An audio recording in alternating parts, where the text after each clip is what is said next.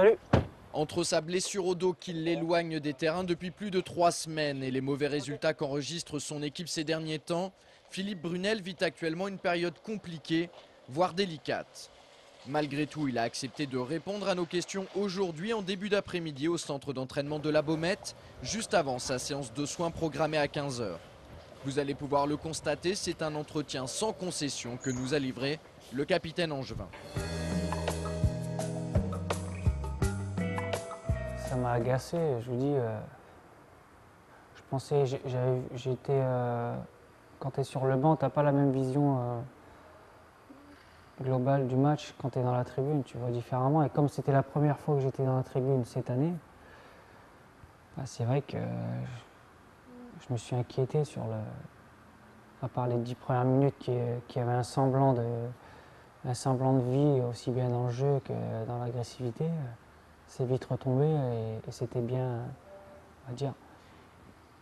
C'était, on aurait dit qu'on était endormi, qu'on subissait aussi bien le jeu de Strasbourg qui essayait de casser le rythme, tout ça, mais c'est sûr qu'on n'a pas mis un très gros engagement dans le match. Hein. Je vous dis, c'était pas intéressant. Moi, je suis spectateur, moi, je suis un joueur, mais je veux dire, un joueur spectateur, là, je me suis fait un peu chier quand même. Peut-être que ça me ferait du bien de pousser un coup de gueule, mais pour l'instant, je vois pas l'utilité pour moi, puis pour les joueurs, parce que bon, il n'y a pas encore périple en la demeure. Je veux dire, on a 10 points, on est 11e, donc.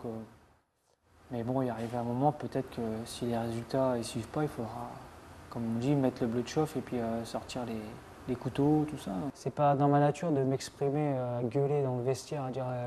Mais peut-être qu'à un moment donné, je vais devoir, quand je serai là, le faire, quoi, parce que ça peut nous aider. Parce que logiquement, j'ai de l'expérience, j'ai quand même pas mal de matchs au haut niveau et ça peut aider.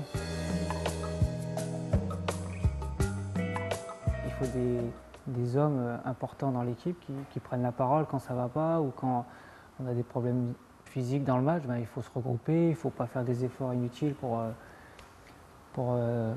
s'essouffler pour rien. Donc c'est comme le coach dit souvent, il y a plusieurs leaders dans une équipe. Bon, s'il en manque un, c'est aux autres de prendre le relais. Quand je vois ce qu'on a fait vendredi contre Strasbourg, c'est sûr que dans l'équipe, il faut des leaders. Il n'y a pas que moi qui dois être leader. Mika, Thomas derrière, Olivier Aurillac.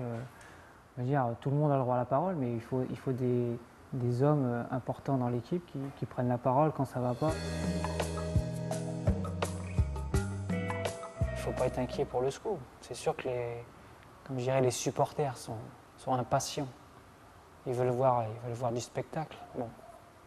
Mais ça va revenir. Il faut avoir confiance en nous. On l'a prouvé les années passées, les 2 saisons qu'on a fait en Ligue 2 où on a répondu présent. Et puis il faut être patient, c'est tout. Il faut surtout venir au stade. Il faut qu'il y ait du monde et ça peut encourager les joueurs à faire encore plus. Voilà. Le prochain rendez-vous au stade Jean-Bouin, c'est dans 10 jours, face à Istres.